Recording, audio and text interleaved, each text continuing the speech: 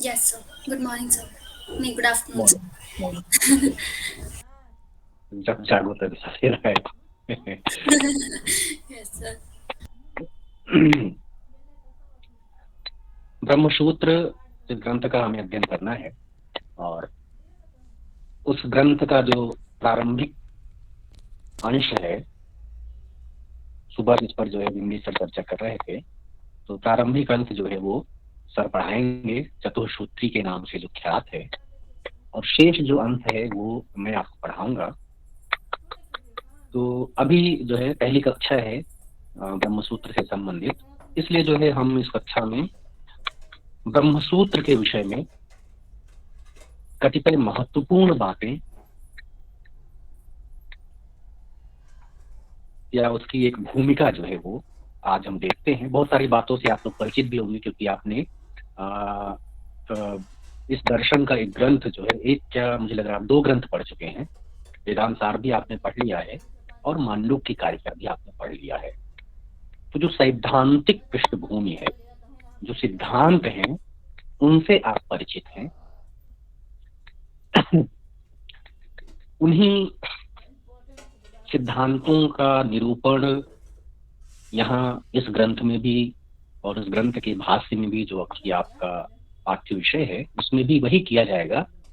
विशिष्ट प्रकार से, अलग प्रकार से आप देखेंगे आचार्य शंकर की जो प्रतिभा है, आचार्य शंकर का जो वैदुष्य है, वो किस तरह से सिद्धांतों का प्रतिपादन करते हैं, किस तरह से वे अपने सिद्धांत को स्टेब्लिश करते हैं। तो एक नई दृष्टि जो है उन्हीं सिद्धांतों पर आपको पढ़नी है। यहाँ पर विशेष रूप से अलग कुछ भी नहीं है, ऐसा कुछ भी नहीं है जो सैद्धांतिक रूप से आपने मांडव्य की कारिका में या वेदांत सार में ना पढ़ा हुआ हो। तो परिचय के रूप से हम सभी परिचित हैं कि ब्रह्मसूत्र जो है ये वेदांत दर्शन की प्रस्थानत्रयी में न्याय प्रस्थान का प्रतिनिधि ग्रंथ है। ठीक है, अब यहाँ देखिए 2-3 बातें अभी। सर एक वेदांत बार फिर से बोल। वेदांत दर्शन, ब्रह्मसूत्र जो है वह वेदांत दर्शन की प्रस्थान त्रयी में न्याय प्रस्थान का प्रतिनिधि शास्त्र है, प्रतिनिधि ग्रंथ है। तो वेदांत आ गया, वेदांत दर्शन प्रस्थान त्रयी न्याय प्रस्थान। ठीक है, वेदांत शब्द का अर्थ क्या समझते हैं आप? इनमें से कुछ बातें तो आपने, जैसा सर ने कहा ना, आप संवादात्मक रहेंगे तो आपको अधिक जानने को मिलेगा, समझने को भी मिलेगा। वेदांत का क्या आशय अभी तक आप समझते हैं? सर, शाब्दिक वेद का अंतिम भाग, वेदों का अंत अर्थात उपनिषद। वेद का अंतिम भाग या उपनिषद। ठीक, Yes, ये हम जानते हैं कि यानी हमें वेदांत तक अगर आना है तो वेद पर पहले जाना पड़ेगा। जी जी वेद जो है हम सभी इससे परिचित हैं, ये सुस्पष्ट तथ्य है, सुस्थापित ये है कि वेद मानव सभ्यता के आद्य वांग्मय है और इनका जो है चतुर्धा विभाजन है। जो मंत्रदृष्टा ऋषि हैं, उन मंत्रदृष्टा ऋषियों ने संहिता, ब्राह्मण, आरण्यक,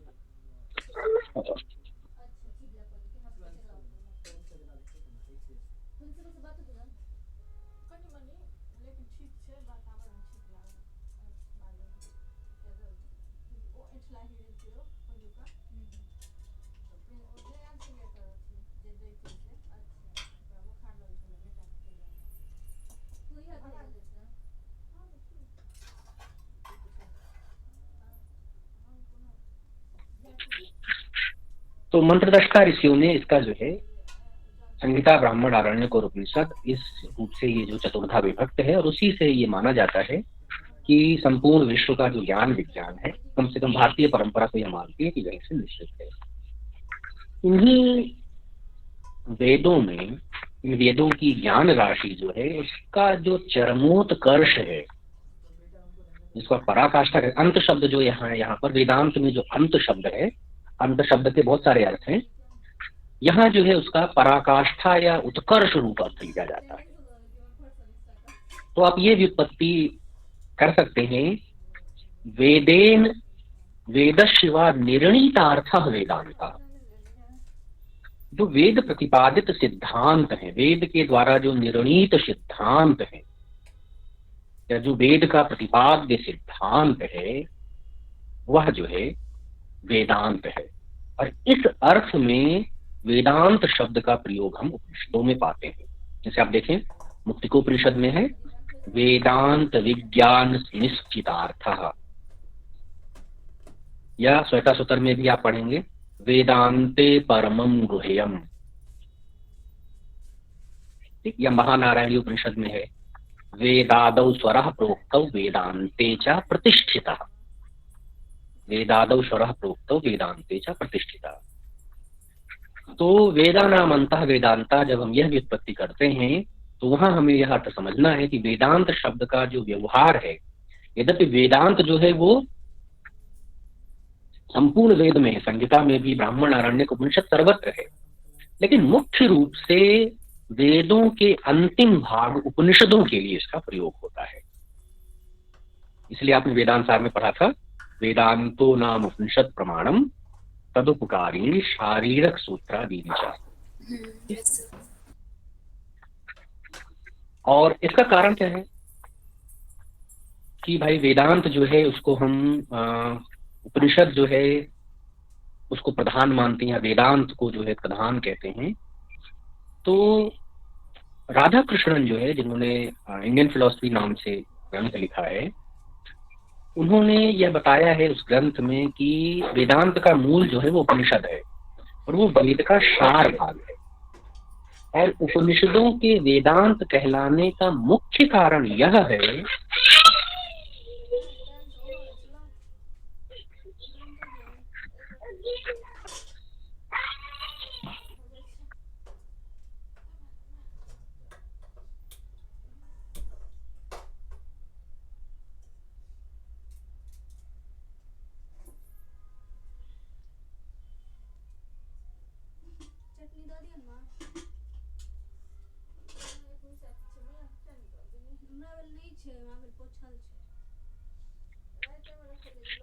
हाँ, तो राधा कृष्ण ये कहते हैं कि जो वेदों उपनिषदों के वेदांत कहलाने का मुख्य कारण यह है कि वेद की शिक्षा का प्रधान उद्देश्य और अभिप्राय ये उपनिषदों में प्राप्त होता है। जो वेद के लिए युक्ति है, कांड त्रयात्मको वेदः, वेद जो है उसके 3 कांड हैं, कर्म कांड, उपासना कांड और ज्ञान कांड। तो उपनिषद जो है वह ज्ञान की विशेष विवेचना करते हैं। इस कारण से जो है उपनिषद भाग वह ज्ञान कांड है, और उसी के लिए प्रधानता से वेदांत शब्द का प्रयोग होता है।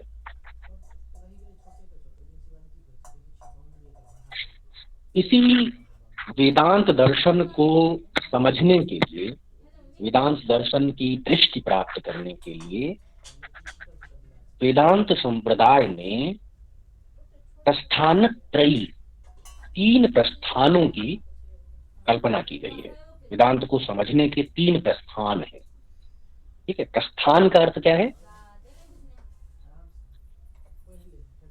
मार्ग। मार्ग, प्रस्थीयते, जिस पर गमन किया जाए।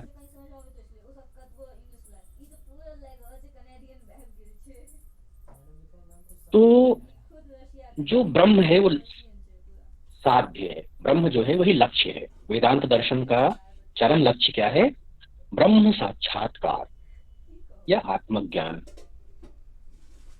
तो उसको प्राप्त करने के लिए या वहां तक पहुंचने के लिए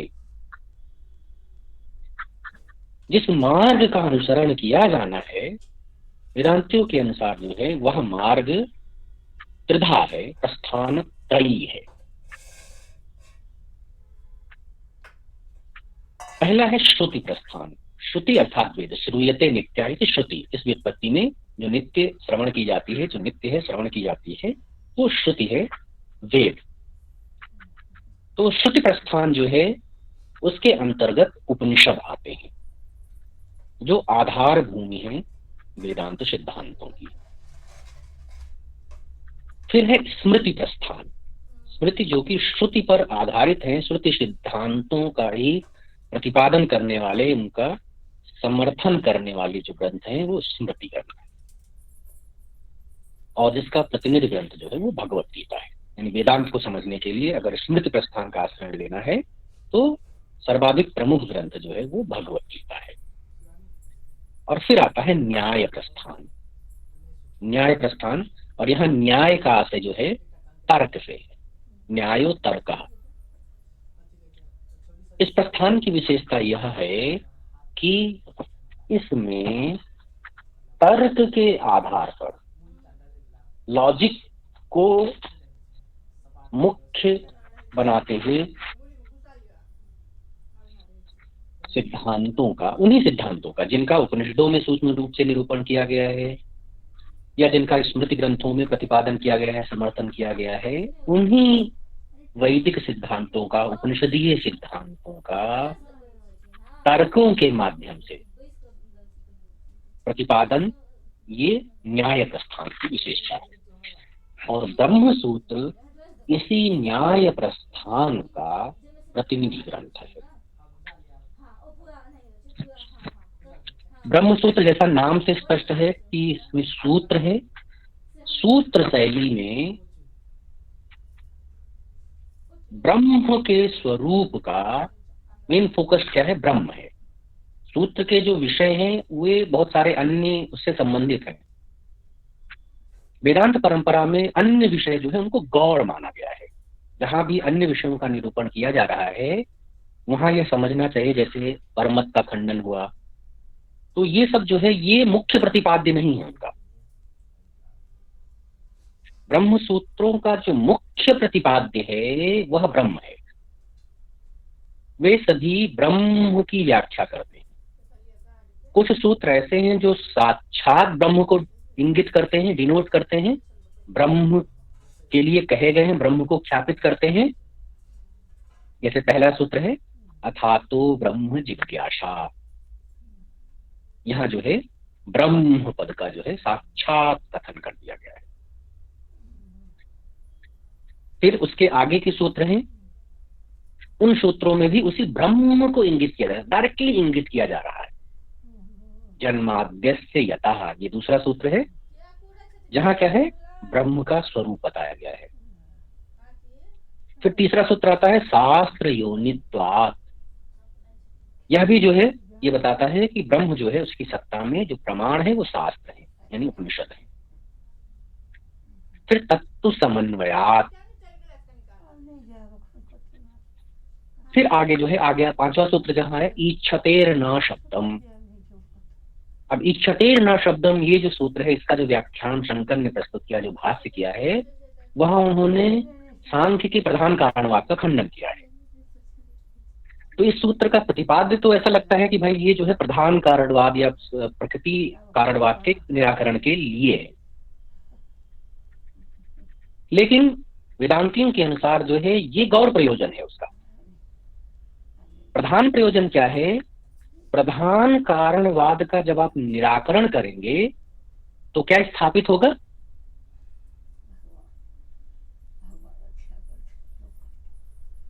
प्रकृति कारणवाद का अगर आप निराकरण करेंगे, जगत की सृष्टि का मूल कारण कौन है? तो सांख्य कहता है प्रकृति है, प्रकृति से जगत की उत्पत्ति हुई है। प्रकृतिर महत्ततो अहंकारा तस्माच्च षोडशका गणा। उसका जो है रिपिट्यूशन हुआ इस सूत्र में, ईक्षतेर न शब्दम में। तो इस खंडन से, इस रिपिट्यूशन से स्टेब्लिश क्या हुआ, सिद्ध क्या हुआ? विवर्तवाद, ब्रह्म कारणवाद, ब्रह्म की जगत कारणता स्थापित हुई। तो इसलिए जो प्रधान लक्ष्य है इस सूत्र का, वहां भी ब्रह्म है उसका लक्ष्य। तो इस तरह से जितने भी सूत्र हैं वे सभी जो है ब्रह्म से संबंधित है, इसलिए उसका नाम जो है ब्रह्म सूत्र है। ठीक। भगवत गीता में हाँ, जब इसका उल्लेख आता है, ब्रह्मसूत्र शब्द का कथन आता है, ब्रह्मसूत्र का उल्लेख आता है भगवत गीता में 13वें अध्याय में। ठीक है, 13वां अध्याय, जहां पर संभवतः क्षेत्र क्षेत्रज्ञ वाला अध्याय है। वो कौन सा है? क्षेत्र क्षेत्रज्ञ, मुझे जहां तक ध्यान आ रहा है। सो आई थिंक 14 थे क्या? 9 10 11 12 13 14 ही है शायद। 13 13वां अध्याय मुझे है। 13वां शायद पता तेरा चलता क्षेत्र है। क्षेत्रज्ञ। इदम क्षेत्र- शरीरम या क्षेत्रमित्यभिधीयते।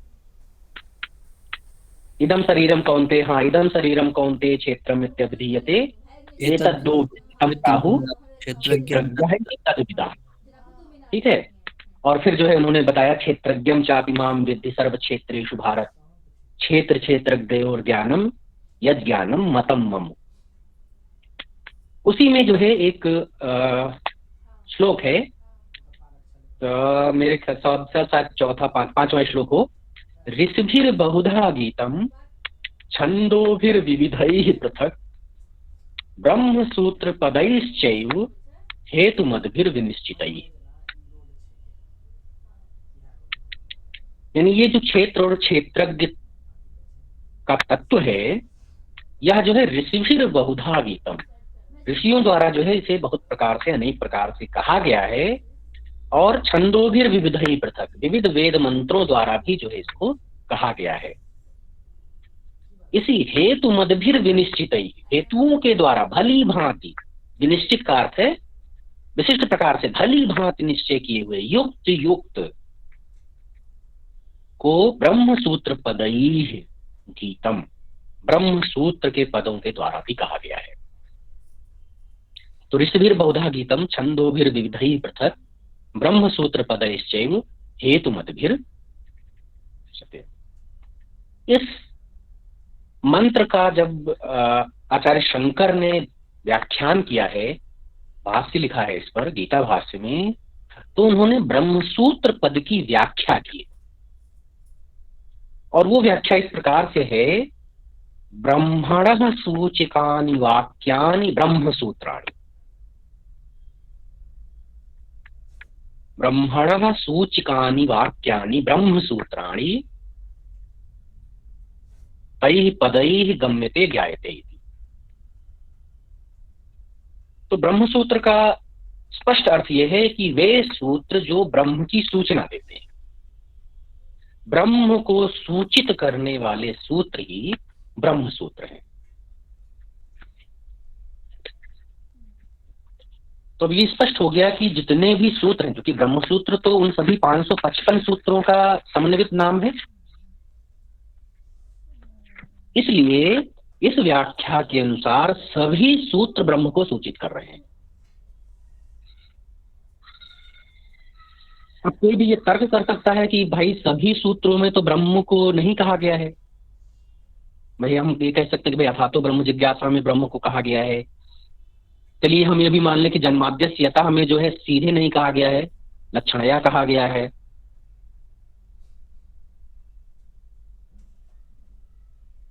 लेकिन बहुत सारे ऐसे सूत्र हैं, रचनानुपत्तेश्च नानुमानम, यहां तो नहीं कहा गया। तो फिर ब्रह्मसूत्र की अनवर्थकता कैसे होगी?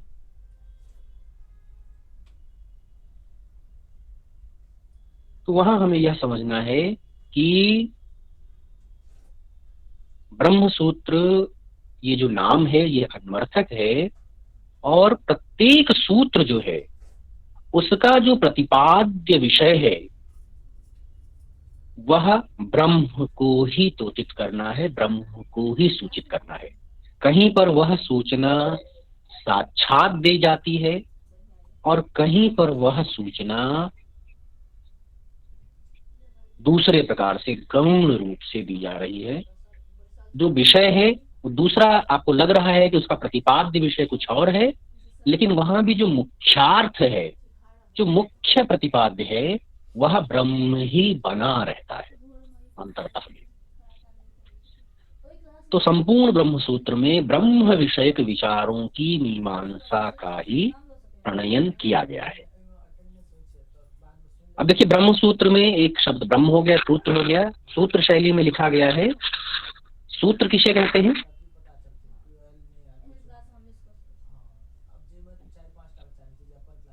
अल्पाक्षरं सारवद्विश्वतोमुखम् अस्तोवमनवद्यं च सूत्रविदो विदुः।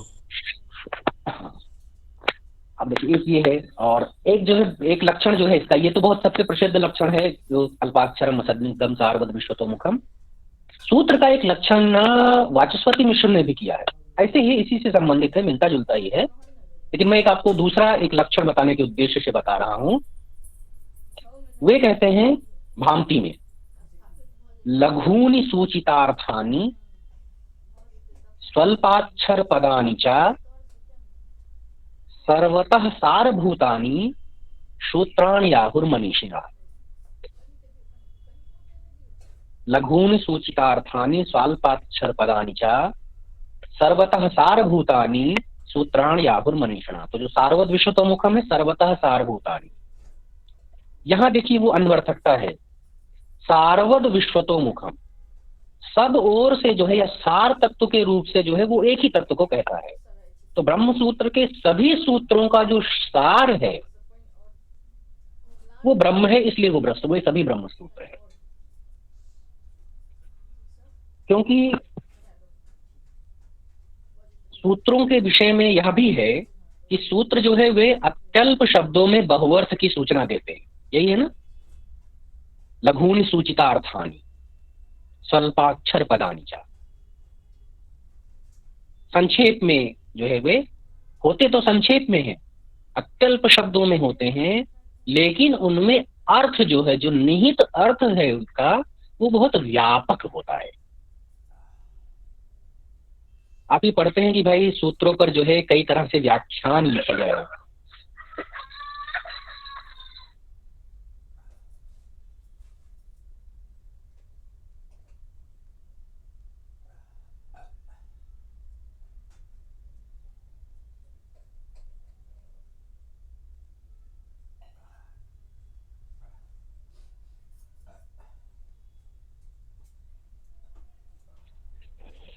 तो हमें देखते हैं कि भाई देखिए मूल जो सूत्र हैं उन सूत्रों का कई प्रकार से व्याख्यान देखते हैं, वृत्ति के रूप से, भाष्य के रूप से, टीका के रूप से, उपटीका के रूप से, विवृति के रूप से, अनेक तरह से जो है व्याख्यान करने की पद्धतियां हैं। तो आपको जो है यह नहीं होता कि भाई जो व्याख्यान हुआ है वह व्याख्यान क्या उस समस्त व्याख्यान की सूचना उस सूत्र में है?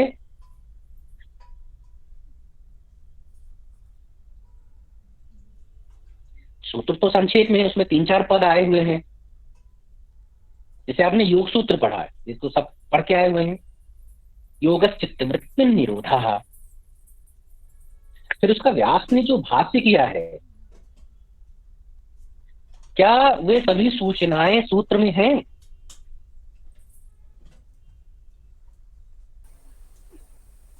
नहीं सर, व्याख्या की है, डिटेल में दे रखा है उसमें तो काफी। व्यास ने काफी डिटेल में बताया है।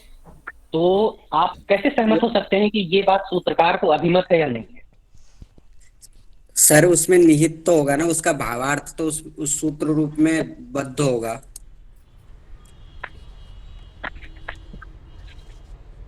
है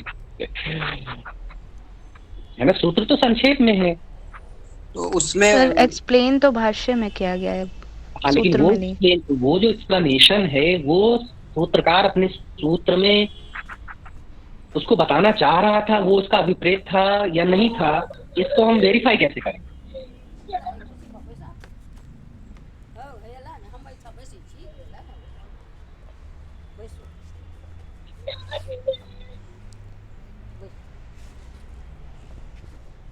है ना, ये समस्या है। जी सर। तो एक तो यह है कि भाई व्याख्यान की जो पद्धतियां हैं, एक तो है कि व्याख्यान भी कई तरह से किया जाता है, ठीक है। उनमें से जो है, जैसे टीका आपने पढ़ी, मुक्तावली पढ़ी, कारिकावली पर टीका है वो। तो उसमें क्या है कि टीका में प्रतिपद व्याख्यान है।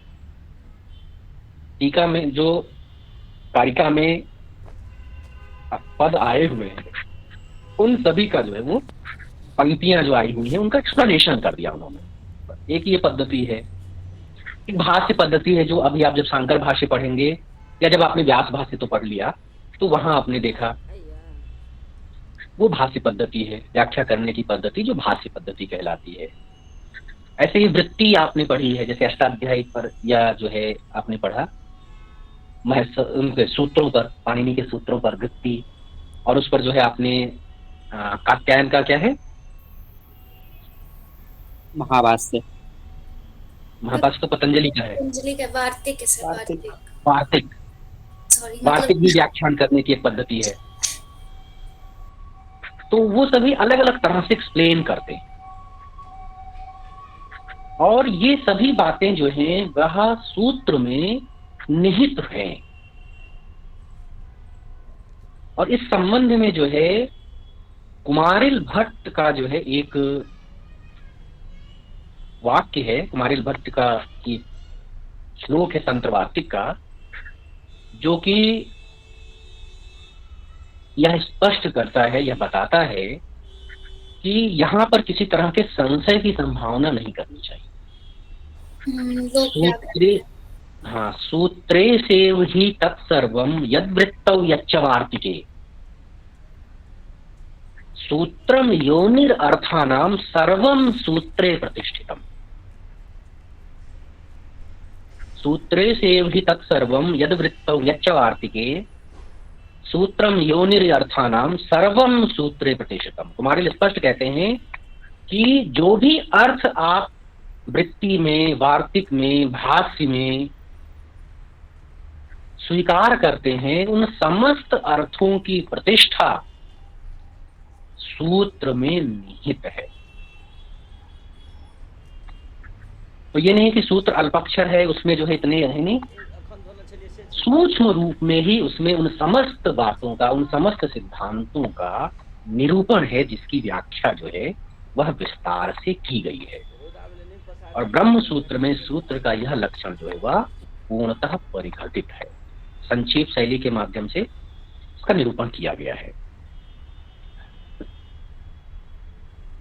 सर हाँ प्रिया। सर वो एक बार पंक्ति वापस से बोल दीजिएगा सर, सूत्रे वाली, कुमारिल भट्ट वाली। सूत्रे शेव ही तत्सर्वम, सूत्रे शेव, सूत्रे से एव है तो आप संधि कर लीजिएगा, सूत्रे सेव ही तत्सर्वम यद वृत्तौ यच्च वार्तिके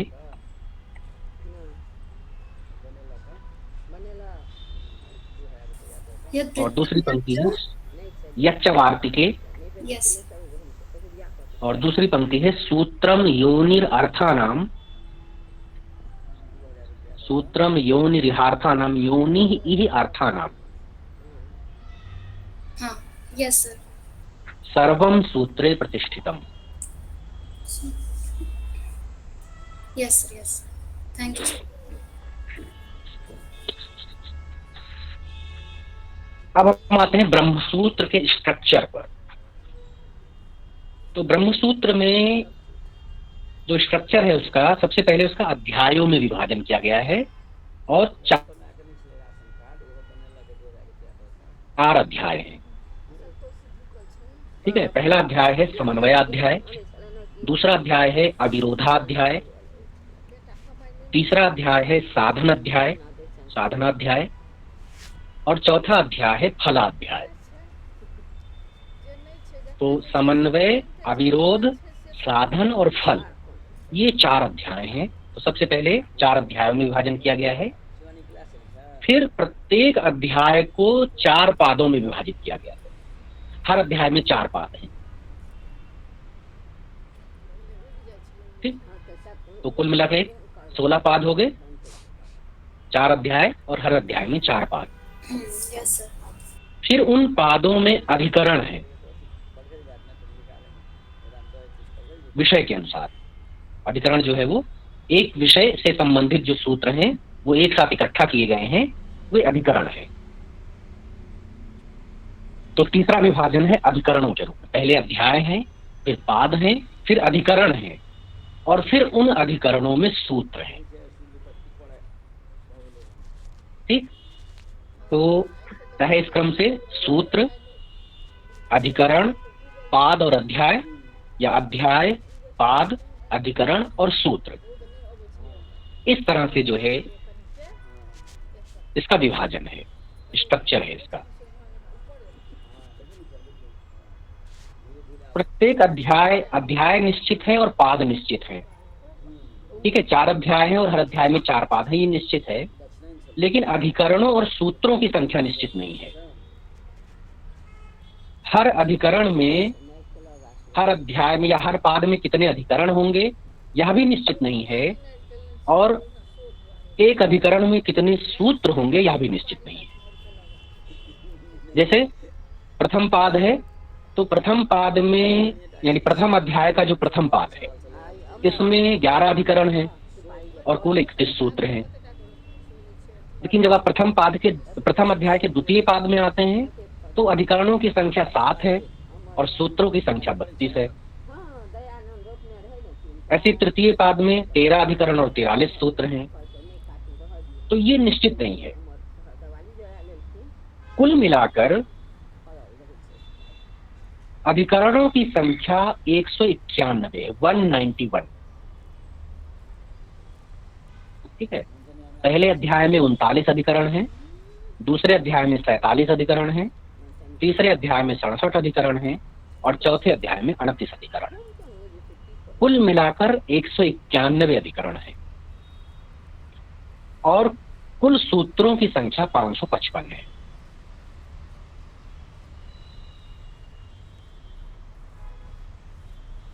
ठीक, तो सर ये निश्चित नहीं है तो अप्रोक्स बता रहे हैं मतलब? नहीं, सूत्रों की संख्या निश्चित है, अधिकरणों की संख्या भी निश्चित है। किस अधिकरण में कितने सूत्र हैं ये निश्चित नहीं है, कहीं कम है कहीं ज्यादा है, मतलब उनमें इक्वलिटी नहीं है। निश्चित का अर्थ ये है कि उनमें इक्वलिटी नहीं है कि सब अधिकरणों में समान सूत्र हों और हर पाद में अधिकरण भी समान हो। अधिकरणों की कुल संख्या और सूत्रों की कुल संख्या निश्चित है। यानी स्ट्रक्चर इस तरह का है, ब्रह्म सूत्र में 4 अध्याय, 16 पाद, 191 अधिकरण और 555 सूत्र है। 4, 16, 191 और 555 ये निश्चित है। जी सर। प्रत्येक अध्याय का जो प्रतिपाद्य विषय है वो पृथक पृथक है। जैसे जो पहला अध्याय है उसका नाम है समन्वय अध्याय, और समन्वय अध्याय में जो वेदांत वाक्य हैं, उपनिषदों के जो वाक्य हैं, उन वाक्यों का अद्वय ब्रह्म के प्रतिपादन में समन्वय किया गया है। यानी इस अध्याय का प्रधान प्रतिपाद्य विषय यह है कि उपनिषदों में जो अनेक वाक्य आते हैं वे सभी वाक्य ब्रह्म तत्व में समन्वित होते हैं। उन सभी वाक्यों का जो प्रतिपाद्य है वह ब्रह्म है। ये इस अध्याय का प्रधान प्रतिपाद्य है। और भी विषय निरूपित किए गए हैं, लेकिन मुख्यतः से उसका प्रतिपाद्य जो है वो ये है। दूसरा अध्याय जिसका नाम है अविरोधाध्याय। अविरोधाध्याय का प्रतिपाद्य विषय क्या है कि ब्रह्म विषयक जो सिद्धांत हैं उनके जो विरोधी सिद्धांत हैं उनके द्वारा उत्थापित जो आपत्तियां हैं ब्रह्म के स्वरूप पर, ब्रह्म की जगत कारणता पर,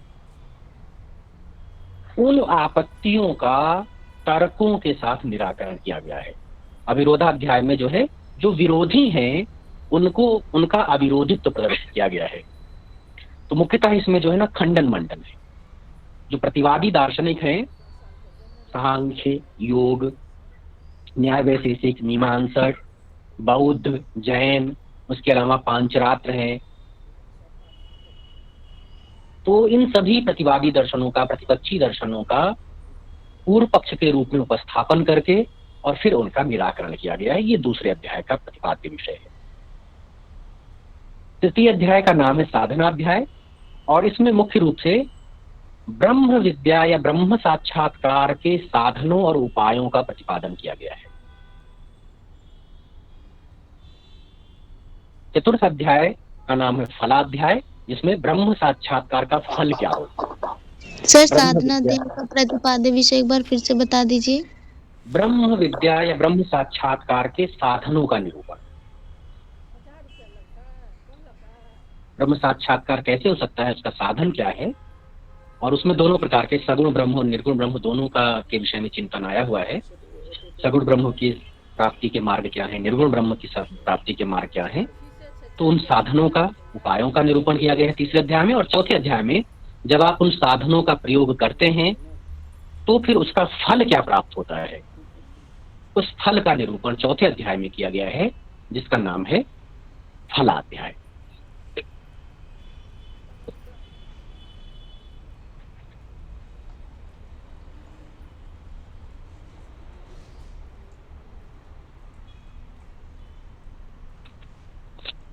अब ये जो है हो गया ब्रह्मसूत्र। ब्रह्मसूत्र का की रचना किसने की, अब ये प्रश्न आता है ब्रह्मसूत्र के प्रणेता कौन है। तो भारतीय परंपरा में या जो चिंतन परंपरा है, इसमें विद्वानों ने ब्रह्मसूत्र के कर्तृत्व के विषय में, ब्रह्मसूत्र के कर्ता के विषय में 3 प्रकार का विचार हमें उपलब्ध होता है। एक विचारक वे हैं जो जिनके अनुसार ब्रह्मसूत्र जो है उसकी रचना वेदव्यास ने की है, जिन्होंने महाभारत की रचना की है। महाभारत के जो रचनाकार हैं व्यास, वही ब्रह्मसूत्र के भी रचनाकार हैं, ये एक मान्यता है। दूसरी मान्यता है जो जिसके अनुसार ब्रह्मसूत्र की रचना बादरायण ने की है।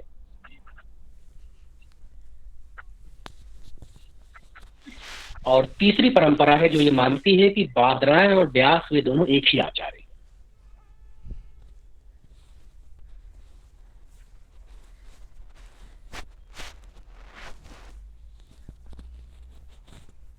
ठीक, कुछ एक जो है मत जो है हम देखेंगे जो इन आचार्यों के हैं। इनमें से जो ब्रह्मसूत्र के व्याख्यान करता आचार्य हैं, उनकी सम्मति क्या है ब्रह्मसूत्र के रचना कर्तृत्व के विषय में, और कुछ एक आधुनिक जो है विचारकों के मत भी हम देखेंगे। जैसे सबसे ब्रह्मसूत्र का जो सबसे प्रसिद्ध और प्रथम व्याख्यान है वो शंकर के द्वारा किया गया, ठीक है, शारीरक भाष्य के नाम से। शंकर ने अपने भाष्य में कहीं भी ब्रह्मसूत्र के कर्ता का उल्लेख नहीं किया, स्पष्टता कोई उल्लेख नहीं किया है। शंकर भाष्य का जब हम अध्ययन करते हैं तो उस अध्ययन से हमें यह पता चलता है कि आचार्य शंकर इन सूत्रों का कर्तृत्व बादरायण के द्वारा मानते हैं, ठीक है। बादरायण के प्रति जो उनका आदर प्रदर्शन है और सूत्रों के व्याख्यान में बादरायण के सिद्धांतों का, बादरायण का नामोल्लेख पूर्वक जैसा निरूपण उन्होंने किया है, उससे जो है ये लगता है कि वे बादरायण को इसका कर्ता मानते हैं। और पीवी कांडे ने भी ये बात कही है धर्मशास्त्र के इतिहास में कि शंकराचार्य ने वेदांत सूत्र के अंतिम सूत्र में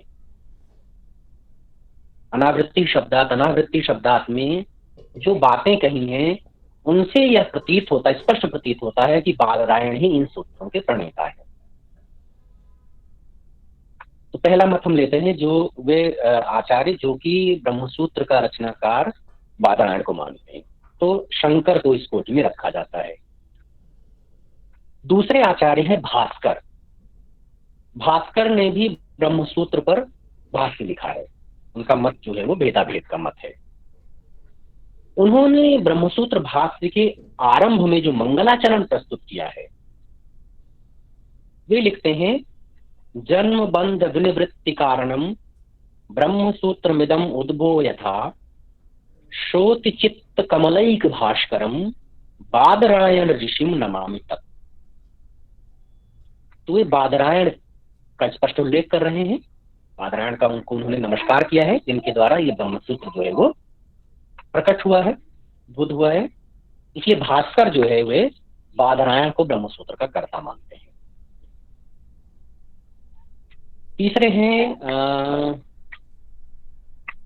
पद्मपाद, जिन्होंने पंचपादिका लिखी है। पंचपादिका में भी उन्होंने बादरायण को ब्रह्मसूत्र का कर्ता मानना है। उनका कथन है, नमः श्रुतिशिरः पद्मशंड मार्तंड मूर्तये बादरायण संज्ञाय मुनये समवेशमने।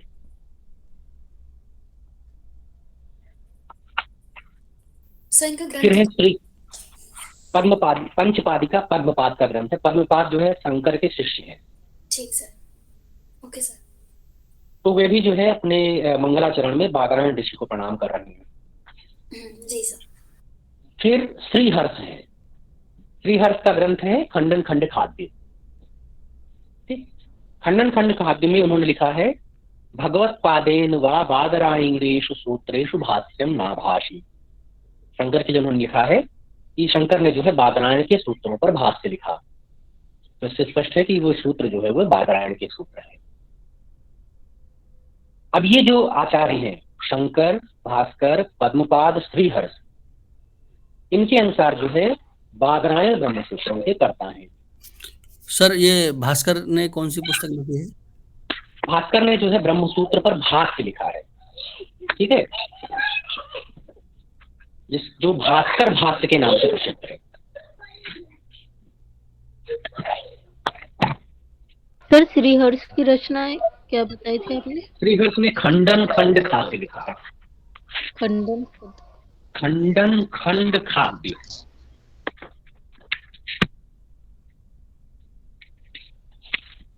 एक विचारधारा ये हो गई, कुछ आचार्य जो ये मानते हैं कि बादरायण ब्रह्मसूत्रों के कर्ता हैं।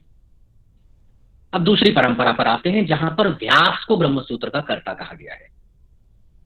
और सबसे पहले हैं भामतीकार वाचस्पति मिश्र।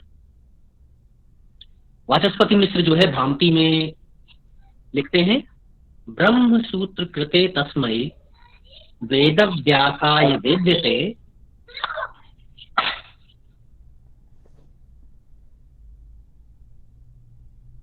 ब्रह्मसूत्र कृते तस्मै वेद व्यासाय वेद्यसे ज्ञान शक्ति अवताराय नमो भगवते हरे। अब वो कह रहे हैं कि ब्रह्मसूत्र कृते तस्मै वेद व्यासाय वेद्यसे, ब्रह्मसूत्र वेद व्यास ने किया। उसके अतिरिक्त ब्रह्मसूत्र के और जो व्याख्याकार हैं, रामानुज ने इस पर श्री भाष्य लिखा। और श्री भाष्य में जो है वे मंगलाचरण में कहते हैं, पाराशर्य वचा सुधाम उपनिषद दुग्धा विमध्योद्धृताम संसाराग्नि दीपन व्यपगत प्राणात्म संजीवनी पूर्वाचार्य सुरक्षिताम बहुमत व्याघात दूर स्थिताम आनीताम तु निजाक्षरैः सुमनसो भौमः पिबन्तु अन्वहम्। पाराशर्य वचा सुधाम, पाराशर्य का जो है ये ग्रंथ है। पाराशर जो है वो वेद अभ्यास के लिए, पराशर के पुत्र होने के लिए। उसी तरह से मध्व, बल्लभ, श्रीकंठ, बलदेव विद्याभूषण, ये सभी जो ब्रह्मसूत्र के व्याख्याकार हैं, भाष्यकार हैं, इन सभी ने अपने भाष्यों में वेद व्यास को ब्रह्मसूत्र का कर्ता माना है। तो ये दूसरी धारा के आचार्य हैं जिनके अनुसार ब्रह्मसूत्र की रचना वेद व्यास ने की है। तीसरा मत जो ये मानता है कि व्यास और बादरायण एक है, उनमें जो है सबसे प्रसिद्ध हैं गोविंदानंद और आनंदगिरी। आनंदगिरी जिन्होंने ब्रह्मसूत्र के शांकर भाष्य पर भामती है वाचस्पति की, उस पर एक टीका लिखी है आनंदगिरी ने। और गोविंदानंद का भी एक भाष्य है ब्रह्मसूत्र पर। उन्होंने बादरायण और व्यास जो है उन दोनों को एक ही स्वीकार किया है, एक ही माना है।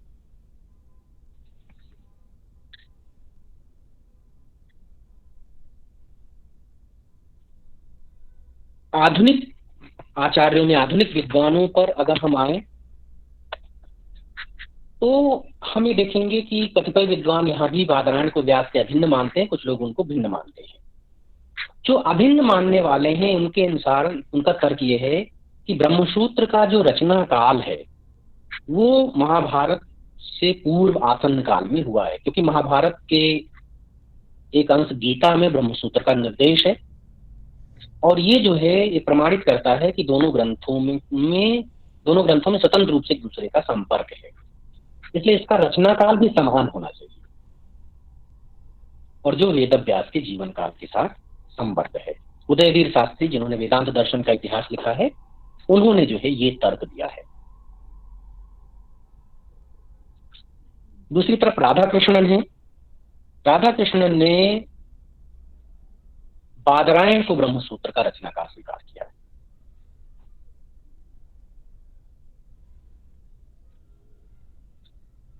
पाश्चात्य विद्वानों में मैक्स मूलर जो है वो बादरायण और व्यास को अभिन्न मानता है। The six system of Indian philosophy Max Muller का ये किताब है जिसमें उसने जो है बादरायण और व्यास को एक ही माना है, अभिन्न स्वीकार किया है। एक और विदेशी लेखक है नाकामुरा, हजीमे नाकामुरा, उसकी पुस्तक है a history of early Vedanta philosophy.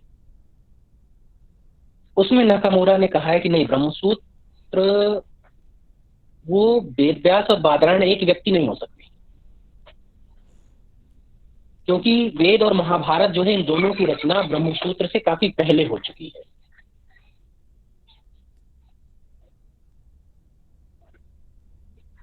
SN. Das Gupta, history of Indian philosophy, उसमें उन्होंने बादरायण को ब्रह्मसूत्र का कर्ता स्वीकार किया है और वहां जो तर्क प्रधानता से दिया जाता है बादरायण के ब्रह्मसूत्र कर्तृत्व में वह यह है कि बादरायण इन ब्रह्मसूत्रों में बुद्धिज्म का खंडन किया गया है और बुद्ध का मत तो स्पष्ट है कि 6वीं शताब्दी ईसा पूर्व में है और उनमें से भी जिन सिद्धांतों का खंडन किया गया है वो है विज्ञानवाद और शून्यवाद, और ये बहुत ही बाद के सिद्धांत हैं। इसलिए जो है इन सिद्धांतों का खंडन तभी किया जा सकता है, उसी के द्वारा किया जा सकता है जो इन सिद्धांतों से परिचित रहा हो। महाभारत के समय तक, बादरायण व्यास के समय तक तो ये मत थे ही नहीं।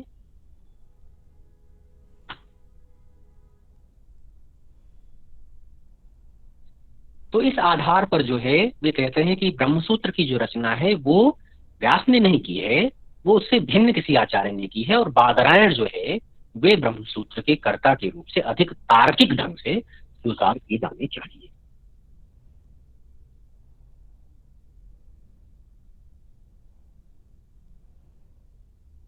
ठीक है, तो ये 3 तरह के मत हैं और सर्वाधिक जो प्रचलित मत है या स्वीकृत मत है वो बादरायण को ब्रह्मसूत्र का कर्ता मानने के पक्ष में है। अब जो बात कर्तृत्व से जुड़ी है वही बात ब्रह्मसूत्र के रचना काल को लेकर भी है। इसका रचना काल भी अत्यंत विवादास्पद। इन्हीं तीनों मतों को अगर आप देखें तो अगर आप व्यास और बादरायण को अभिन्न मानते हैं तो फिर ब्रह्मसूत्र की रचना महाभारत युद्ध के पूर्व आसन्न काल में हुई है। ठीक है, तो वो उतना पीछे चला जाता है। और अगर आप उनको भिन्न मानते हैं तो फिर ब्रह्मसूत्र का रचना काल जो है वो 2री-3री शताब्दी स्वीकार किया जाता है और यही तर्क दिया जाता है कि ब्रह्मसूत्र में जो बौद्ध मत का निराकरण है उसके आधार पर ब्रह्मसूत्र जो है वो बहुत प्राचीन नहीं हो सकता। जिस मत का यहाँ पर निराकरण किया गया है वह मत जो है वो 2री-3री शताब्दी ईस्वी के मत है। इसलिए जो है राधा कृष्णन, जैकोबी, दासगुप्ता, ये सभी जो है 2री-3री शताब्दी ईस्वी में जो है ब्रह्मसूत्र की रचना को स्वीकार करते हैं। दासगुप्ता ने हिस्ट्री ऑफ इंडियन फिलॉसफी में लिखा भी है कि यद्यपि ब्रह्मसूत्र का रचना काल निश्चित नहीं है लेकिन इसके जो अंतः साक्ष्य हैं उन अंतः साक्ष्यों से यह कहा जा सकता है कि इसकी रचना का समय उन सभी दर्शनों के पश्चात रहा होगा जिसका खंडन इसमें हुआ है। और इसमें जो है सभी भारतीय दर्शनों की मीमांसा का प्रत्याख्यान है, यहाँ तक कि शून्यवादी बौद्धों का भी खंडन है। इसलिए जो है ये कहना बहुत सत्य से बहुत दूर नहीं जाएगा कि ब्रह्मसूत्र की जो रचना है वो ईसा पूर्व 2वीं शताब्दी के आसपास हुई होगी।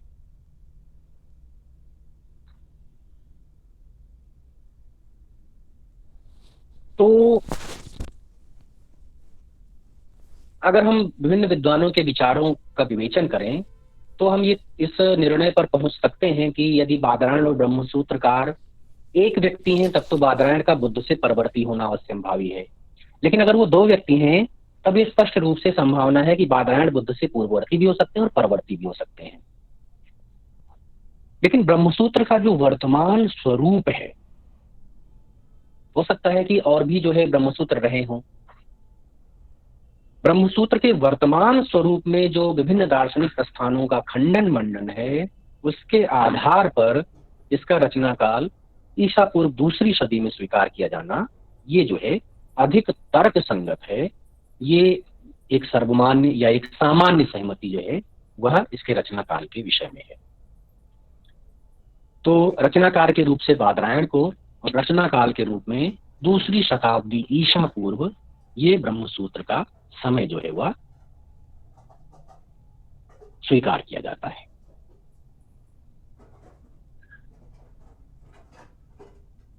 ब्रह्मसूत्र चूंकि इस परंपरा का अत्यंत प्रसिद्ध ग्रंथ है, वेदांत दर्शन का महनीय ग्रंथ है, इसलिए भिन्न भिन्न ये हाँ जी, हम लोग कहते हैं अष्ट चिरंजीवी, तो इसके अनुसार तो व्यास जी तो अभी भी होंगे। हाँ बिल्कुल, किसी न किसी रूप में होंगे अगर आप उस तथ्य को मानते हैं। तो बादरायण और व्यास का समकालीन भी सिद्ध हो सकता है फिर। हाँ, एक विचार वो भी है कि बादरायण और व्यास एक ही व्यक्ति हैं, वे समकालिक व्यक्ति हैं। लेकिन वही है कि अगर आप उस चिंतन परंपरा को, यानी भारतीय चिंतन परंपरा की ऐतिहासिकता को उस दृष्टिकोण से देखते हैं, भारतीय दृष्टिकोण से देखते हैं, लेकिन जो पाश्चात्य विचारक हैं या फिर उन पाश्चात्यों का अनुकरण करने वाले जो भारतीय विचारक भी हैं, वे जब हिस्टोरिकली इसको क्लेम करते हैं तो फिर उनका कहना है कि नहीं, तो तर्क के आधार पर जो है ना,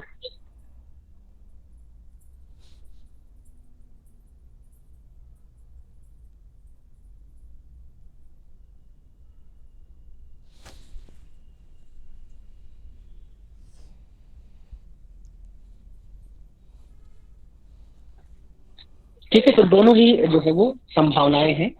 पाश्चात्य विचारक या जो उनसे प्रभावित आधुनिक विचारक हैं, वे इस तर्क को नहीं मानते और एक हिस्टोरिकली वो क्लेम करते हैं कि भाई वेदों का काल भी जो है ना 1500 ईसा पूर्व से बहुत पीछे हम नहीं ले जा सकते। हम तो सनातन मानते हैं कि भाई ये सृष्टि के आदि से हैं। लेकिन जब एक ऐतिहासिक कालक्रम या काल निर्धारण किया जा रहा है तो वो उनका है कि भाई 1500 ईसा पूर्व से बहुत पीछे नहीं जा सकता है। फिर उस काल पे जो है ना महाकाव्यों का 500-600 ईसा पूर्व इस तरह से वो रखते हैं। तब जो है इस तरह का विचार है कि तब 2री शताब्दी ईसा पूर्व में उनके मत को हमें स्वीकार करना चाहिए। तब बादरायण और व्यास जो है वे एक नहीं हो सकते हैं।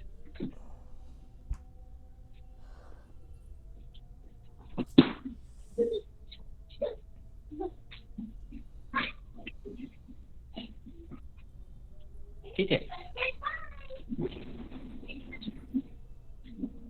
कालांतर में जो है ब्रह्मसूत्र जो है इसको आधार बनाकर इसके बहुत सारे व्याख्यान किए गए।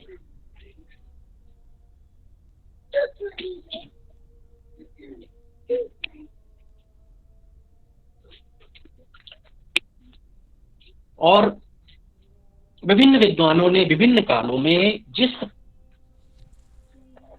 प्रकार के सूत्रों को समझा, उसके अर्थ को समझा, उन्होंने अपने मत के अनुसार उस पर भाष्य ग्रंथों की रचना की। भाष्य शब्द भी टेक्निकल है। भाष्य शब्द जो है ये व्याख्या का एक प्रकार है। जैसे आप देखते हैं कि श्लोक है, श्लोक में कभी कभी होता है, आपसे पूछा जाता है कि भाई इस श्लोक का अनुवाद कीजिए, कहीं होता है कि श्लोक की व्याख्या कीजिए, श्लोक का भावानुवाद कीजिए। ठीक है। अब इसमें जो है जो व्याख्यान होता है वो उसी श्लोक का होता है, उसके अर्थ का ही व्याख्यान आप करते हैं, लेकिन ना जब पूछने की उसमें व्याख्यान करने की विधि बदल जाती है। अनुवाद में जो है आप शब्दशः करते हैं, भावानुवाद में आप शब्दशः न जाते हुए भाव को प्रमुख रखते हैं, और व्याख्या में जो है आप अन्य सारी बातों को भी उसमें योजित करते हैं। ऐसे ही भाष्य भी जो है एक विशिष्ट शैली है ग्रंथ के व्याख्यान करने की, सूत्रों के व्याख्यान करने की, और उसका एक लक्षण दिया गया है पराशर उपपुराण में। भाष्य को परिभाषित किया गया है, सूत्रार्थो वर्ण्यते यत्र वाक्यैः सूत्रानुसारिभिः स्वपदानि च वर्ण्यन्ते भाष्यं भाष्य विदो विदु। सूत्रार्थो वर्ण्यते यत्र वाक्यैः सूत्रानुसारिभिः स्वपदानि च वर्ण्यन्ते भाष्यं भाष्य विदो विदु। भाष्य क्या है? सूत्रार्थो वर्ण्यते यत्र, जहां पर सूत्र के अर्थ का वर्णन किया जाए। कैसे? वाक्यैः, वाक्यों के द्वारा। और वहां भी एक बात विशेष ध्यातव्य है कि वे जो वाक्य हैं वैसे नहीं कि आप अनर्गल कुछ भी लिख दें, अपने हिसाब से कुछ भी लिख दें, ऐसे नहीं। सूत्रानुसार भी वाक्य ही, वे सभी वाक्य जो उस की व्याख्या में लिखे जा रहे हैं वे सभी सूत्रानुसारी होने चाहिए, सूत्र के अर्थ का अनुसरण करने वाले होने चाहिए। उसके साथ साथ जो है आपको यह स्वातंत्र है, स्वपदानि च वर्ण्यन्ते, उसमें आप अपने पद भी योजित कर सकते हैं, अपनी बातें भी कह सकते हैं। जैसे टीका में स्वतंत्र नहीं होते। टीका में क्या होता है, आपको पदों पर लिखना होता है ना, जो पद आए हुए हैं उन्हीं पदों का व्याख्यान करना होता है, वो टीका है, प्रतिपद व्याख्यान है। भाष्य में क्या है कि यहाँ पर जो भाष्यकार है वह सूत्रानुसारी वाक्यों को लिखने के साथ साथ अपने वाक्यों को भी लिख सकता है। ये जरूर है कि वे सभी जो है सिद्धांत से संबंधित होने चाहिए, लेकिन यहाँ जो है ये स्वातंत्र दी जाती है। ये जो है भाष्य की विशेषता है, ये भाष्य का लक्षण है। स्पष्ट है? यस। तो ब्रह्मसूत्र पर भी अनेक भाष्यों की रचना की गई समय समय पर। संप्रति जो है वे सभी भाष्य 32 देखो उपलब्ध तो नहीं है अभी। जो भाष्य हैं 10 प्रमुख भाष्य जो है वो हमें उपलब्ध होते हैं। यद्यपि जो है माधव विजय भाव प्रकाशिका एक ग्रंथ है, नारायण पंडित का ग्रंथ है, उन्होंने जो है लिखा है कि माधव से पहले भी जो है 21 भाष्य थे ब्रह्मसूत्र के, और राधा कृष्ण ने इसका उद्धरण भी दिया है। राधा कृष्ण की एक और पुस्तक है ब्रह्मसूत्र पर, ब्रह्मसूत्र नाम से, उसमें उन्होंने जो है ये मत दिया है कि ब्रह्मसूत्र पर 21 भाष्य थे। संप्रति जो ब्रह्मसूत्र पर प्रमुख भाष्य उपलब्ध होते हैं वे 10 भाष्य हैं। सबसे पहला भाष्य है आचार्य शंकर का, जिसका नाम है शारीरक भाष्य। और शंकर का जो मत है यह मत है अद्वैतवाद का, यानी वो सूत्रों की अद्वैतानुसारी व्याख्या है। और शंकर का समय जो है वो 8वीं शताब्दी का है, 788 से 820 ईस्वी का समय शंकर का स्वीकार किया जाता है। दूसरा भाष्य है भास्कर का, जिसका नाम है भास्कर भाष्य, और उनका जो मत है वह है भेदाभेदवाद। और शंकर के बाद 8वीं शताब्दी का उत्तरार्ध जो है वो उनका समय है। तीसरा भाष्य है रामानुज का, जिसका नाम है श्री भाष्य, और उनका मत है विशिष्टाद्वैतवाद, जो कि आपको पढ़ना भी है। और उनका समय है 12वीं शताब्दी ईस्वी का, 11वीं-12वीं शताब्दी ईस्वी का। इसी समय में चौथे आचार्य हैं श्रीपति। श्रीपति ने श्रीकर भाष्य लिखा है, और जो कि वीर शैव मत पर आधारित है। वीर शैव मत सर क्या है? वीर शैव? वीर शैव, हाँ, शैव संप्रदाय ने आपने पढ़े होंगे, पाशुपत हैं, कापालिक हैं, ठीक है। उसमें वीर शैव संप्रदाय भी है। शिव ही मुख्य है, उसके आराध्य हैं, लेकिन जैसे शिव के विभिन्न स्वरूप है ना, जैसे जो कापालिक और कालमुखी में भैरव की उपासना करते हैं, पाशुपति जो है पशुपति रूप की उपासना करते हैं, वैसे ही जो वीर शैव रूप की उपासना करने वाले हैं, तो श्रीपति ने उस पर जो है वीर शैव मत को आधार बनाकर श्रीकर भाष्य लिखा है। फिर 13वीं शताब्दी में मध्व आते हैं। मध्व ने ब्रह्मसूत्र पर जो भाष्य लिखा है उसका नाम है पूर्ण प्रज्ञ भाष्य। पूर्ण प्रज्ञ भाष्य। और मध्व का जो मत है वो द्वैतवाद है, dualism, pure dualism, absolute dualism. फिर 13वीं शताब्दी में ही निम्बार्क हैं। निम्बार्क का भाष्य है वेदांत पारिजात, और उनका जो मत है वो है द्वैताद्वैतवाद। द्वैत और अद्वैत दोनों, द्वैताद्वैतवाद। सर इनका ग्रंथ क्या है? वेदांत पारिजात। पारिजात सर। हाँ, पारिजात जो भगवान विष्णु का है ना, पारिजात पुष्प की माला पहनते हैं, पारिजात। Okay sir.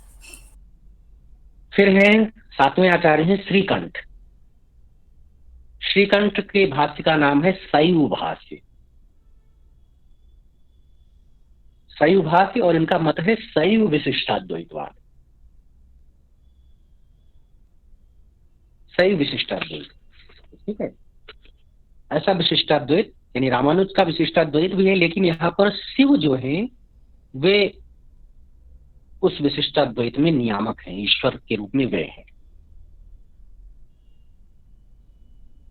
8वें आचार्य है वल्लभाचार्य। उनका भाष्य है अणुभाष्य,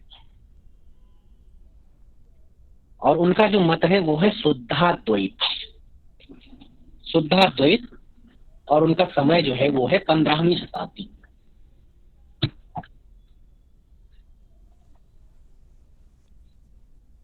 नवे आचार्य हैं विज्ञान भिक्षु। विज्ञान भिक्षु 17वीं शताब्दी उनका समय है, और उनका भाष्य है विज्ञानामृत भाष्य।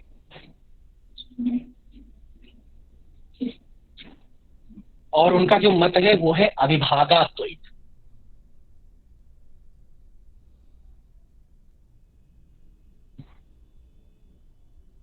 और 10वें आचार्य है बलदेव विद्याभूषण।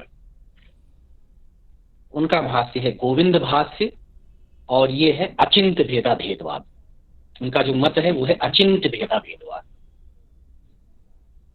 18वीं शताब्दी जो है उनका समय है। सर ये क्या था इनका मत? अचिंत्य भेदा भेदवाद। निम्बार्क का जो मत है वो द्वैताद्वैतवाद का है। जो चैतन्य महाप्रभु है ना, चैतन्य महाप्रभु के मत को समर्थित करते हुए अचिंत्य भेदा भेद, अचिंत्य जिसकी चिंता न किया, जो चिंता के योग्य नहीं है, अचिंत्य भेदा भेदवाद। Okay sir. तो ये 10 प्रमुख भाष्य हैं। इसके अलावा भी ब्रह्मसूत्र के कई भाष्य हमें उपलब्ध होते हैं, वर्तमान में भी वे हैं, प्रचलित हैं, जिनमें नाम बस केवल रामानंद का आनंद भाष्य है जो राम विशिष्टाद्वैतवाद के लिए है, यहाँ पर राम जो है वो विशिष्ट है। मुक्तानंद का ब्रह्म मीमांसा भाष्य है जो नव्य विशिष्टाद्वैतवाद है। राम प्रसाद का जानकी भाष्य है जो सीता विशिष्टाद्वैतवाद है। पंचानन तर्क रत्न का शक्ति भाष्य है, शक्ति विशिष्टाद्वैतवाद। ऐसे ही आर्य मुनि का वेदांत दर्शन भाष्य है जो आर्य समाजी भाष्य है, आर्य समाज के अनुसार उस सूत्र का एक्सप्लेनेशन है। 20वीं शताब्दी में मधुसूदन ओझा है जिन्होंने विज्ञान भाष्य लिखा है जो आधुनिक विज्ञान से इनको कोरिलेट करता है। उसके अलावा भाष्य के अतिरिक्त, हाँ भैया सर मधुसूदन ओझा वाला एक बार बता दीजिएगा। विज्ञान भाष्य। Okay sir. उसके अलावा जो है ब्रह्मसूत्र पर भाष्य के अतिरिक्त जो है बहुत अनेक वृत्तियों की भी रचना हुई है। व्याख्यान की एक पद्धति जो है वो वृत्ति पद्धति भी है, ठीक है। तो अनेक वृत्तियां भी लिखी गई हैं। समरपुंगव दीक्षित ने अद्वैत विद्या तिलक लिखी, सुरेश्वराचार्य की ब्रह्मसूत्र वृत्ति है, नारायण तीर्थ की ब्रह्मसूत्र वृत्ति है, अप्पय दीक्षित जो अद्वैत वेदांत के बहुत प्रसिद्ध आचार्य, उन्होंने नय मंजरी नाम से एक वृत्ति लिखी है। ब्रह्मानंद सरस्वती ने वेदांत सूत्र मुक्तावली लिखी है।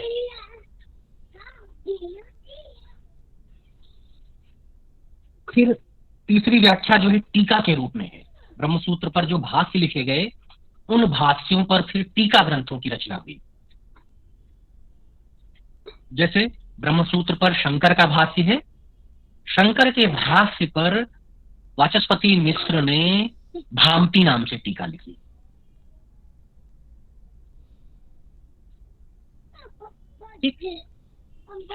फिर उस भामती पर अमलानंद ने कल्पतरु नाम से टीका लिखी, टीका पर भी टीका। फिर उस टीका पर भी अप्पय दीक्षित ने परिमल नाम से टीका लिखी। अब देखिए, ये क्रम से एक ही ग्रंथ के व्याख्यान है। पहले ब्रह्मसूत्र आया, उस पर शंकराचार्य ने शांकर भाष्य लिखा या शारीरक भाष्य लिखा। उस शारीरक भाष्य पर वाचस्पति मिश्र ने भामती नाम से टीका लिखी। उस भामती पर अमलानंद ने कल्पतरु नाम से टीका लिखी। फिर उस कल्पतरु पर अप्पय दीक्षित ने परिमल नाम से टीका लिखी।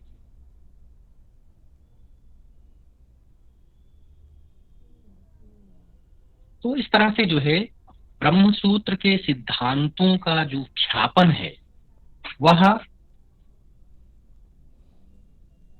व्याख्यान के विविध प्रकारों के रूप से चलता रहा।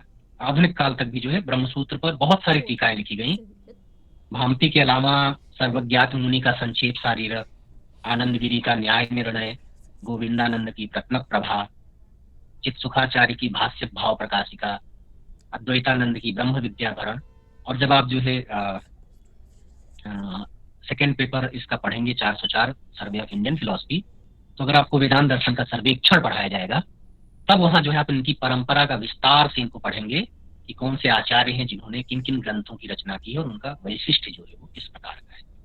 मेरा बताने का उद्देश्य है कि ब्रह्मसूत्र जो है यह इतना प्रसिद्ध है कि वेदांत दर्शन के आधारभूत ग्रंथ के रूप से इसे स्वीकार करके इस पर विभिन्न आचार्यों ने अपने अपने मत के अनुसार विभिन्न भाष्य ग्रंथ लिखे।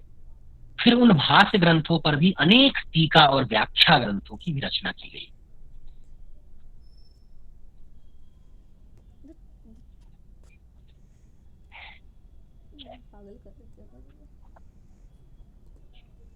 सर हाँ प्रिया।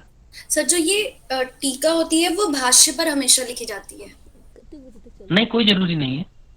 मतलब जैसे मेजर डिफरेंस क्या है उसमें? नाम हमने अलग अलग क्यों दिया? मतलब टीका, वृत्ति, भाष्य, ऐसा अलग अलग नाम क्यों दिया? डिफरेंस क्या है सर? हाँ वही, मैंने जैसे भाष्य की मैंने आपको एक परिभाषा बता दी, सूत्रार्थो वर्णते यत्र वाक्ये सूत्रानुसार भी स्वपदानि च वर्ण्यन्ते। तो ये भाष्य हो गया, भाष्य के अनुसार। उसके अलावा जो टीका है वो मैंने बताया कि टीका जो प्रतिपद व्याख्या टीका। अच्छा, ओके सर। जो चाहे वह सूत्र हो, चाहे वह भाष्य हो या वृत्ति हो या कारिका भी हो। जैसे आपने देखिए कारिकावली पर टीका पढ़ी ना, मुक्तावली। हाँ बिल्कुल। तो कारिका में जो पद आए उन पदों का देखिए उन्होंने व्याख्यान प्रस्तुत किया। Yes sir. जैसे नूतन जलधर रुचया तो उन्होंने नूतन जलधर की व्याख्या की। या फिर द्रव्यम गुण तथा कर्म, ये कारिकाएं, फिर उन्होंने द्रव्य बताया कि द्रव्य क्या है, फिर बताया गुण क्या है। ऐसे इस क्रम से उन्होंने व्याख्या की। जो प्रतिपद व्याख्या है वो टीका है। जी सर। और सर फिर ऐसे ही जो है वृत्ति, इसी प्रकार से वृत्ति भी व्याख्या का एक प्रकार है जिसमें प्रतिपद का भी अनुसरण नहीं किया था। वृत्ति जो है वो व्याख्या है। तो जो निहित अर्थ है उस निहित अर्थ का प्रकाशन करना ये वृत्ति है। अर्थ प्रकाशनम वृत्ति। या एक और लक्षण आपने पढ़ा होगा, परार्थाभिधानम वृत्ति, है ना छविलाल? ये ध्यान है? जी ध्यान है गुरु जी। हाँ, परार्थाभिधानम वृत्ति, है ना, व्याकरण में आता है। Okay sir. मेरे ख्याल से भट्टोजी दीक्षित का है, समास में आता है। समास। हाँ, परार्थाभिधानम वृत्ति। तो ये जो है अर्थ का विधान करने वाली है। और फिर जो है उसी पर वार्तिक आपने देखा, जो सूत्र में और उसकी व्याख्या में नहीं स्पष्ट किया गया, जो छूट गया है उसके लिए वार्तिक है। Okay sir. तो थोड़े बहुत अंतर के साथ, बस इसमें व्याख्यान करने की जो प्रक्रिया है, जो प्रोसेस है, उसमें थोड़े बहुत अंतर के साथ जो है ये व्याख्यान के कई प्रकार हैं। मैं जो हूँ कभी जो है आपको एक जगह पर इन सबके लक्षण वगैरह भी लिखवा दूंगा, कुछ एक के जो है अभी मुझे ध्यान नहीं है, तो मैं एक साथ जो है आप सबको जो है ना एक लिखवा भी दूंगा। जी सर बिल्कुल। तो अब जो है ये एक जो है संक्षेप में ब्रह्मसूत्र की रचयिता, ब्रह्मसूत्र का रचना काल, ब्रह्मसूत्र पर प्रसिद्ध व्याख्यान या भाष्य ग्रंथ हो गया। एक संक्षिप्त परिचय जो है ब्रह्मसूत्र का आपको मिल गया।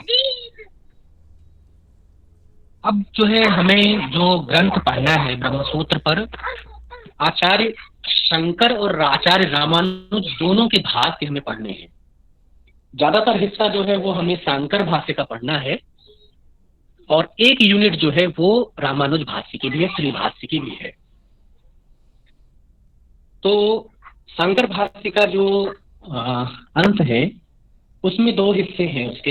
एक हिस्सा चतुर्सूत्री का है, यानी पहले अध्याय के पहले पाद के जो 4 सूत्र हैं उनका शंकर के अनुसार जो व्याख्यान है वह पढ़ना है आपको, वो बिमली सर पढ़ाएंगे आपको। उसके अलावा जो अन्य दूसरा भाग है उसमें जो दूसरा अध्याय है ब्रह्मसूत्र का, उस दूसरे अध्याय का पहला और दूसरा पाद आपके कोर्स में है। मुख्यतः जो है जिसको तर्कपाद के नाम से जाना जाता है, जहां पर जो प्रतिपक्षी दर्शन है वेदांत के, उनका निराकरण किया गया है। तो वो वाला हिस्सा जो है वो मैं आपको पढ़ाऊंगा शंकर भाष्य के अनुसार। और फिर जो श्री भाष्य है रामानुज का, उसका बहुत कम हिस्सा आपके कोर्स में है। एक तो पहला सूत्र आपको पढ़ना है, अथातो ब्रह्म जिज्ञासा, और वो भी बहुत व्यापक सूत्र है, इसलिए उसका जो है लघु सिद्धांत पक्ष तक का भाष्य जो है वो हम लोग पढ़ते हैं। और उसके अलावा दूसरे अध्याय के कुछ सूत्र और भी हैं कोर्स में, जो कि पांचरात्र मत से संबंधित है। उत्पत्ति असंभव अधिकरण जिनका नाम है, वो अधिकरण जो आपको की। तो रामानुज के अनुसार हमें 6 सूत्र पढ़ने हैं।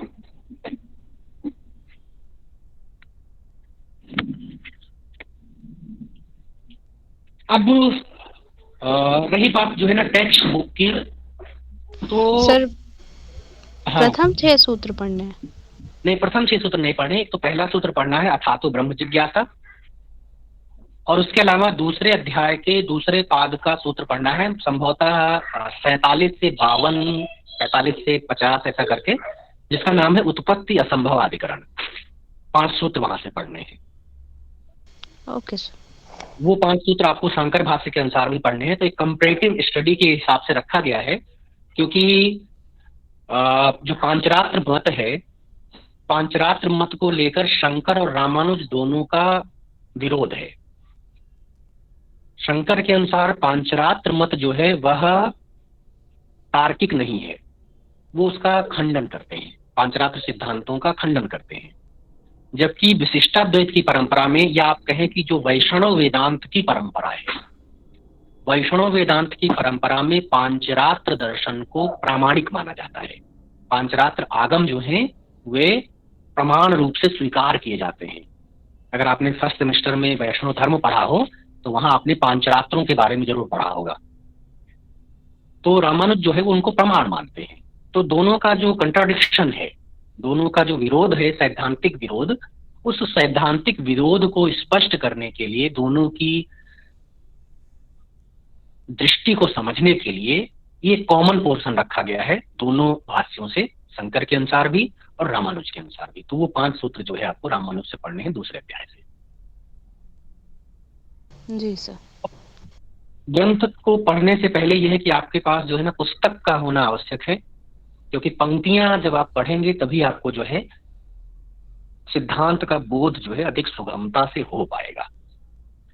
तो आप जो है टेक्स्ट बुक, कोई भी बुक जो है वो अपनी या तो अभिरुचि के अनुसार ले सकते हैं। आपका जो सिलेबस होगा उसमें मेंशन भी किए गए होंगे बहुत सारे, कई बार तो अलग अलग पुस्तकें, जैसे चतुसूत्री पर अलग से पुस्तकें आपको मिल जाएंगी, विशेषकर सिद्धांत शिरोमणि की, रमाशंकर उपाध्याय की भी पुस्तक, रमाशंकर त्रिपाठी की भी पुस्तक है जो केवल चतुसूत्री भाग पर है। फिर जो है एक संपूर्ण पुस्तक जो पूरे ब्रह्मसूत्र को लेकर है, तो वो आप जो है ले सकते हैं। यद्यपि पूरा ब्रह्मसूत्र आपके कोर्स में नहीं है, तो या तो आप ये कर सकते हैं कि जितना हिस्सा आपके कोर्स में है वो हिस्सा आप अगर लाइब्रेरी से पुस्तक प्राप्त कर सकते हैं और वहां से आप उसकी कॉपी करा सकते हैं, जी सर। तो उतना हिस्सा आप अपने सिलेबस को देखते हुए उतने हिस्से की फोटो कॉपी करा लें। और या तो आप एक ग्रंथ जो संपूर्ण विषय को लेकर है उसको आप ले लें। इन फ्यूचर भी हो सकता है, अगर आपकी अभिरुचि बनी रहे और आप इस क्षेत्र में कभी काम करना चाहें तो वो आपके पास रहेगी। तो एक जो कि बहुत ज्यादा कॉस्टली भी ना हो, ब्रह्मसूत्र पर जो है एक सत्यानंदी दीपिका है, सत्यानंद सरस्वती का एक व्याख्यान है, हिंदी व्याख्या है। बहुत अच्छा व्याख्यान तो नहीं है, लेकिन यह है कि आधार रूप से वो आपके पास रह सकता है, बहुत ज्यादा महंगा भी नहीं है। तो अगर आप वो खरीद सकते हैं, उसको ले सकते हैं, वो ले लें, या ऑनलाइन भी आप उसको डाउनलोड कर सकते हैं। जो अधिक ठीक व्याख्यान है, ठीक है, अगर आप ज्यादा गंभीरता से पढ़ना चाहते हैं और अधिक जटिल गंभीरता से पढ़ना चाहते हैं, तो फिर आपको जो है ब्रह्मसूत्र भामती के साथ पढ़ना चाहिए, ठीक है, शंकर भाष्य को भामती के अनुसार। लेकिन यह है कि वो क्लिष्ट रहेगा। अगर आप भामती के साथ पढ़ना चाहते हैं तो उसका एक जो है हिंदी अनुवाद चौखंबा विद्या भवन से प्रकाशित हुआ है योगीश्वरानंद के द्वारा, ठीक है। और अगर आप टीका के साथ पढ़ना चाहते हैं लेकिन टीका सरल हो, जो आपको समझ आ जाए, तो फिर जो है एक भोले बाबा का हिंदी अनुवाद है जो कि रत्न प्रभा व्याख्या के साथ है। रत्न प्रभा संस्कृत टीका है शंकर भाष्य पर, जो कि अपेक्षाकृत सरल है, और भोले बाबा ने उसका अनुवाद किया है। हिंदी अनुवाद भी है, टीका का भी और भाष्य का भी। यह है कि वो 5 वॉल्यूम में पब्लिश है, तो वो क्रय कर पाना तो आपके लिए संभव नहीं है। उसके लिए मेरी सलाह है कि आप अपने पाठ्यक्रम से संबंधित सूत्र और उसके भाष्य को अगर उससे फोटो स्टेट करा सकते, फोटो कॉपी करा सकते हैं, तो आप वहां से जो है उसको करा लीजिए, तो वो ज्यादा हेल्पफुल होगी आपके लिए।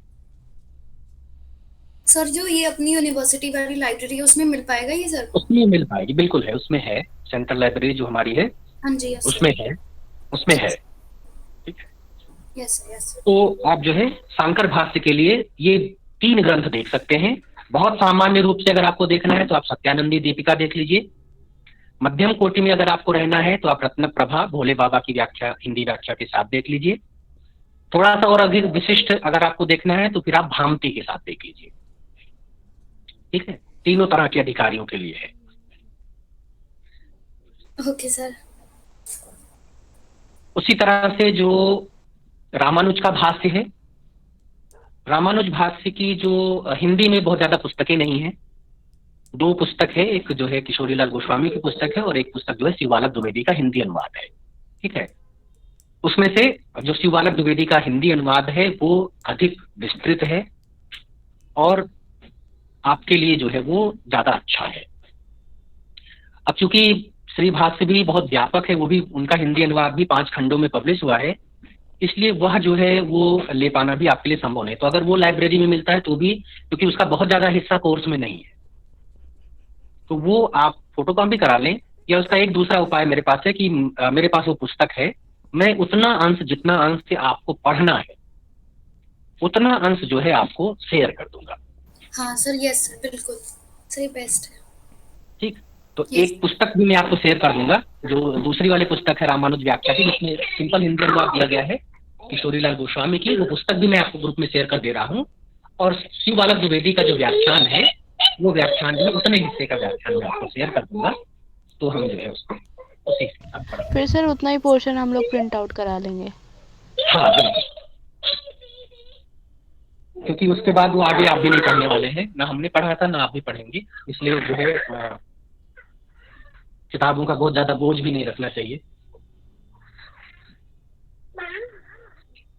तो फिर यह है कि आपके साथ मेरी ना 3 कक्षाएं हैं। एक आज मंगलवार को है और फिर 2 जो है शुक्रवार को है।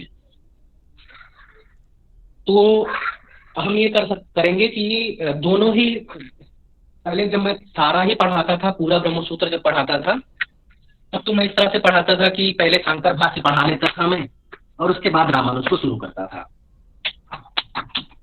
तो उसमें अब ये हो गया है कि चूंकि सर जो है शंकर भाष्य का हिस्सा पढ़ा रहे हैं, तो क्योंकि शंकराचार्य के सिद्धांतों का परिचय आपको मिलता रहेगा और रामानुज जो है वो उनके सिद्धांतों का जब खंडन करेंगे तो आपको एक उनका पक्ष पहले से पता हो जाएगा ऑलरेडी।